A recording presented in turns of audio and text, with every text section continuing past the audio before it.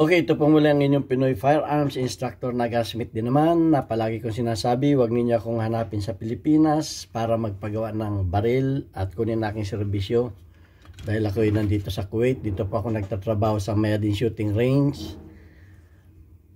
bilang isang Firearms Instructor Gasmith at ngayon ay consultant na. Ayan, at gusto ko lang magpasalamat sa ating 36,800 plus na mga subscribers. Patuloy po tayong dumarami at ako ay natutuwa at nagpapasalamat sa inyo dahil nagugustuhan ninyo aking mga videos, kaya malimit akong mag-upload ng mga videos. Paki-share lang yung ating mga videos para every 25 views, every 2,500 views ako yung mag-upload ng bago. So naka line up na yung mga videos natin. Ayan, at gusto ko lang munang basahin ang katanungan ni bago ako magpasalamat, ni GC Lapalam. Kung mahina ang recoil spring, ano po ang mangyayari? Simpleng tanong lang, pagbigyan natin at sasagutin natin. Although alam na ito ng marami. Okay, at gusto ko lang magpasalamat sa ating 36,800 plus na mga subscribers. Lalo tigit dun po sa ating mga silent viewers na hindi nag-skip ng ads, sapagkat tayo nga po ay isang charity vlogger. Ang kinikita po natin sa YouTube ay para sa mga anak ng mga single parent na mga estudyante natin tinutulungan sa pagpapaaral. Dati na po ako nagpapaaral ng mga bata na medyo hirap ang mga magulang. Ang pinili ko po ay yung mga single parent.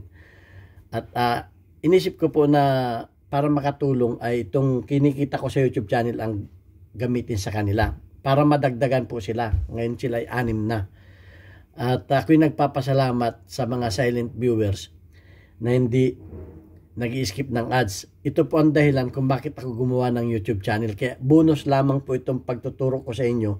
Hindi ko ginagamit yung mga bata na mga karamihan ay grade 6, ganyan pababa, ay ang ginamit ko aking malit na kalaman. So ayan, at ako nagpapasalamat sa ating mga silent viewers na hindi nag-skip ng ads. Malaking tulong na po yan.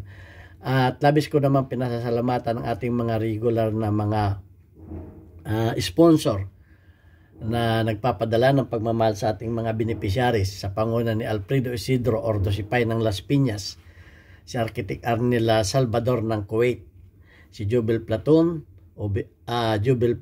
Boy Umay ng Riyadh, Saudi Arabia, si Ombet ng Kia Motors Kuwait, si Anthony Evangelista ng Pasay, at merong ayaw magpakilala, tawagin na lang natin sa pangalang Adrian. At yung mga gusto pa magpadala, maraming salamat po sa inyo. Mag-message lang kayo sa akin para may sama ko kayo sa aking pagpapasalamat tuwing ako mag-upload ng mga videos.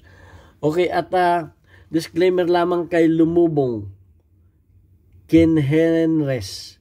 Okay, Lumubong Kinhenres, hindi ko masasagot yung iyong tanong na kung paano magpalambot ng trigger, kasi tayo ay meron na naman tayong warning sa kanina lang, nag-warning ang may na-receive akong warning sa YouTube dahil dun sa in-upload ko na bakit may mga malalambot na recoil spring.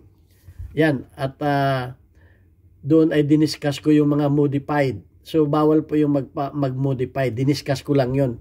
Pero tayo ay nabigyan ng warning. So, kaya kung mapapansin ninyo, yung videos na yun ay tinanggal ng YouTube. Ngayon, kung natatakot ako na kung i-discuss ko itong pagpapalambot naman ng mga trigger, baka maano tayo, masuspindi na naman tayo. Ay, alam naman ninyo, nakababalik lang natin. Wala pa tayo 1 buwang nakabalik sa YouTube dahil natanggal na nga tayo. So, nag-iingat tayo. So, ang advice ko sa inyo, panoorin na lamang ninyo yung aking mga videos kung paano pagpapalambot ng mga trigger. Ando doon na yan. Sa mga luma kong videos, hanapin na lamang ninyo kung paano. Dahil sa ngayon, sobrang higpit ng YouTube. Yung mga pagbabaklas, hindi ko gaanong pinapakita. Kumbaga pahapayaw-hapayaw lang. Dahil nga mahigpit ang YouTube sa mga, yan, ang unang-una yung mga pagmamodified. Baka ngayon, pag itinuro ko yung pagpapalambot, baka maano na tayo, may strike na tayo, ay may warning na. So, nag-iingat po tayo ngayon. So, ayan, at sasagutin ko na lamang yung tanong ni GC Lipalam. Kung mahina ang recoil spring, ano po mangyayari? Okay, pag mahina ang recoil spring, pag kayo pumutok, ramdam ninyo yan.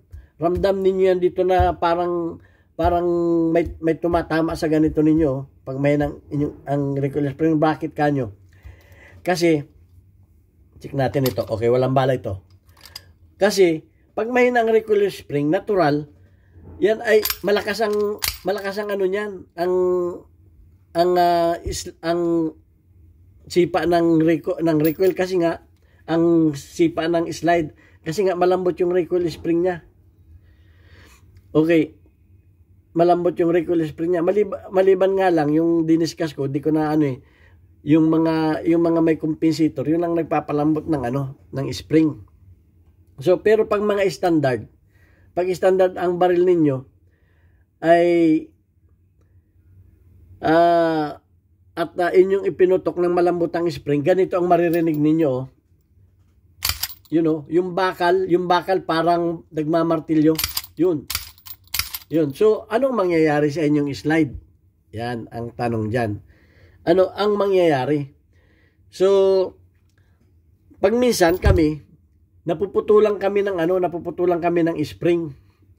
So, hindi, habang ginagamit yan, dahil marami ang customer, hindi napapansin minsan ng mga instructor na naputol na pala yung spring. So, malambot na yung Kaya minsan, ang nangyayari dyan, ganito, ayan nagka-crack yung slide. So, kaya yung mga may welding na yan, pag yan ay, hindi ko pwedeng ipakita sa inyo ang pag-welding dahil bawal yan din sa YouTube. Mga 80% ang dyan, ang lakas, ang tibay pagka na-welding na. Pero bawal ipakita nga sa YouTube yan. So magka-crack ang inyong mga slide dahil nga sa lakas. Halimbawa, marami na kayong naiputok. Sa lakas ng atras ng inyong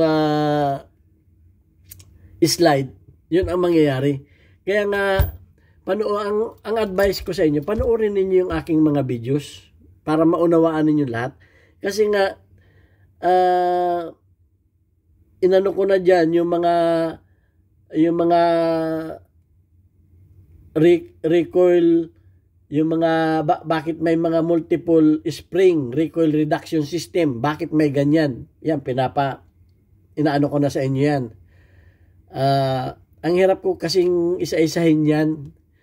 So, ako naman, para bang paulit-ulit yung tanong, itatanong na naman yan, may nagtanong na naman, anong diferensya ng baril ko? STI pa naman, 45. Pag pumutok, hindi lilipad ang basyo. Ay, ang dami ko ng nito, ang dami ko ng kasasagot nitong nito, kumbaga parang nakakaumay na sagutin. Yung mga ganyan tanong, paulit-ulit kasi nga hindi naman pinapanood yung mga previous videos ko. Napakasimple lang, common sense lang. Pagka mahinang spring yan, natural yan, dahil ang recoil spring yan ang nagko-control, itong recoil spring yan ang nagko-control ng sipa ng baril. Ang tawag dito ay centrifugal force, yung puwersa dito sa center ng muscle ng gun. Ito yung muscle ng gun. Yung puwersa na tinutulak ng pressure dito, 1,000 mahigit na PSI. Gaano kalakas yung puwersa na tutulak dito? Ay kung mahina yung spring mo na siyang magko-control dito, ay babasagin niya ang inyong slide. So kaya nga lagi kong tinuturo yung pag-tune up. Laging mag-tune up. Tinuro ko na sa inyo kung paano ninyo masusukat ang lakas ng inyong spring. Tinuro ko na sa inyo. dahil hindi kayo basta-basta magpapalit, ay ipapalit ko yung baril na ganon sa spring na ganon, bapalit ko yung ganon sa spring na ganon. Yan, kompleto na tayo dyan. At itinuro ko na rin kung ano ang dapat sa mga major load, sa mga minor load, sa mga P+, sa mga combat load, ano ang dapat na recoil spring yan, papanoorin na lamang ninyo. So, sa ganitong pamamaraan tayo ay nagpapabalik-balik. Akyat baba tayo, akyat baba tayo, akyat baba tayo.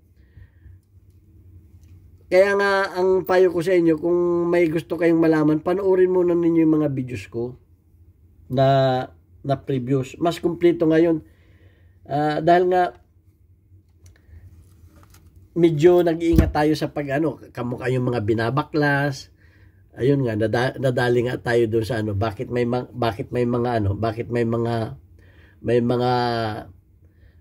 pistol na malambot ang recoil spring. Mga modified yun. Yun, nadali tayo doon. So, ayun. So, kung ano yung specification ng inyong baril, ayun ang gamitin ninyo. Ang kagandahan sa 1911, kung mahina ang bala ninyo, may pampalit kayo na spring na mababa ang mahina ang pounds. At kung ang bala ninyo ay yung mga factory load, combat load, meron din. Okay? So, na-discuss ko na naman yan. Bakit nagpapalit ng mga ganyan? Kasi nga, magkakaproblema yan sa pag-eject ng bala. At pag hindi tama ang lakas ng inyong bala sa inyong recoil spring, masisira ang baril ninyo pag sobrang lambot. Pag sobrang lambot po, masisira ang baril ninyo. Mababasag ang inyong mga slide. So ayan, sana naunawaan ninyo ang aking paliwanag at sana wala na magtanong nito. Baka yung iba'y naumay na rin sa kasasagot ko ng mga ganitong katanungan. So ayan, GC Lipalam, sana naunawaan mo yung aking ibig sabihin. At hindi ko nga ina-advise, sabi ko nga doon sa mga previous videos ko, hindi ko ina-advise na magpalambot kayo ng di ba ka-upload ko lang, hindi ko ina-advise na magpalambot kayo ng recoil spring. Magpalambot kayo ng recoil spring kung yung mga basyo ninyo ay hindi nag-i-eject. Okay? Ayaw ko na ipaliwanag yan at panoorin na lang ninyo aking mga videos. So, ito ang inyong piniparam's instructor. Sana last na tanong na ito tungkol dito sa mga recoil spring. At kung ibang topic naman ang ating ituro. So, ayan. At sana may natutunan din kayo kahit paano dito. Disclaimer na doon sa mga taga-subaybay ko na yung laging nakasubaybay sa aking mga videos. Sana wag kayong maumay at wag kayong magsawang manood ng aking mga videos. Pakitamsak lamang at pakishare para marami pang makatuto ng mga Pilipino. Okay, thank you very much. God bless us all.